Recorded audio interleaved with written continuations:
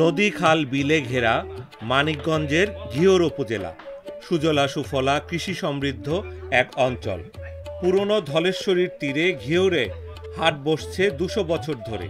প্রতি সপ্তাহে হাটের দিনে ঘিওর হাট ভরে যায় রকমারি পণ্যে।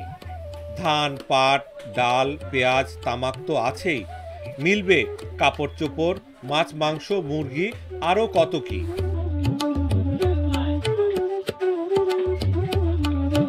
পণ্যের পসরা নিয়ে ব্যাপারীদের কেউ কেউ ঘিওর হাটে আসেন আশপাশের অঞ্চল থেকে, কেউ বা আসেন ফরিদপুর, রাজবাড়ী, সিরাজগঞ্জের মতো দূর দূরান্ত থেকে নৌযানে চড়ে।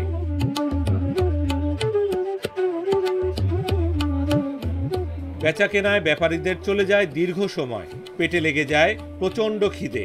ক্ষুধার জ্বালা মেটাতে তাদের ভরসা থাপড়ানো রুটি। এই রুটিটা মোটামুটি বর্ষা মাসে বেশি চলে। এখন নৌকা তো আরও না আসার কারণে বেচাকেনিটা কম। ওই চর এলাকার মানুষজন বেশি আসে, ওই সময় এই রুটিটা বেশি চলে। ঘিওর হাটের মতো থাপড়ানো রুটিরও ঐতিহ্য 200 বছরের। নরম তুলতুলে অনন্য স্বাদের এই রুটির সুনাম ছড়িয়েছে দেশ জুড়ে। হাটে বসে থাপড়ানো রুটি ক্রেতা বিক্রেতারা আরাম আয়েশ করে খেয়ে থাকেন। অনেকে আবার বাড়ির জন্য কিনে নিয়ে যান, কারণ উনুন থেকে তোলার পর পর অনবরত থাপড়ানোর জন্য এই রুটি অনেকক্ষণ থাকে নরম তুলতুলে। অনেক বছর ঐতিহ্য তো খুবই ভালো, তাদের এখানে পাওয়া যায়। আর থাপড়ানো রুটিটা এটা স্পেশাল, আর অন্য কোথাও আপনি এরকম থাপড়ানো পাবেন না। পাইলে এই এরিয়ার অনেক দূরে, ওই হিসাবে ঘিওর ঐতিহ্য হিসাবে আছে। একসময় ঘিওর হাটে থাপড়ানো রুটি বানানো হতো শতাধিক দোকানে। তবে সময়ের সঙ্গে সঙ্গে ব্যবসার ধরন বদলে গেছে, তাই কিছুটা কমেছে হাটের কদর। সেজন্য ঘিওর হাটে রুটির দোকানও বেশ কমে গেছে। এই ঘিওর হাটটি থাপড়ানো রুটির জন্য বিখ্যাত।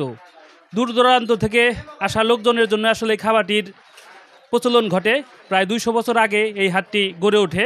রুটিটা আসলে বানানোর পর থাপড়ানো হয়ে থাকে। এই থাপড়ানোর কারণে এই রুটিটার নাম হয়েছে থাপড়ানো রুটি। বড় বড় রুটি তৈরি হতো, দেখা গেছে এক একটা রুটি আধা কেজির উপরেও হতো।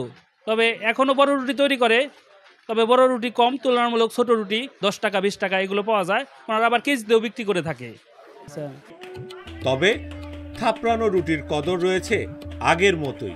সবজি, ডালের তরকারি, ডিম ভাজা, মাংস, যে কোনো খাবারের সঙ্গে থাপড়ানো রুটি খাওয়া যায় মজা করে।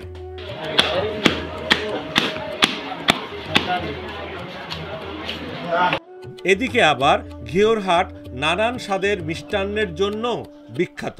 হাটবারে এখানে গরম গরম রসগোল্লা তৈরি হয়, ভাজা হয় জিলাপি।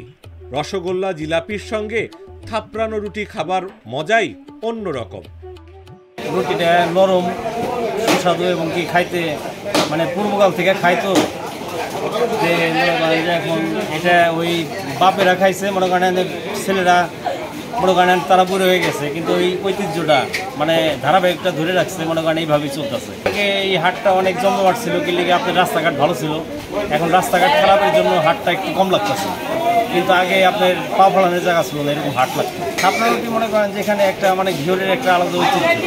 এখানে আপনার 100-150 বছর আগের থেকে এই রুটিটার সুন্দর নাম আছে, এবং কি বাংলাদেশের বিভিন্ন স্থান থেকে এই দেশে মানে ঘিওরে এই থাপড়ানো রুটি মিষ্টি খাওয়ার জন্য প্রতিদিনই লোক।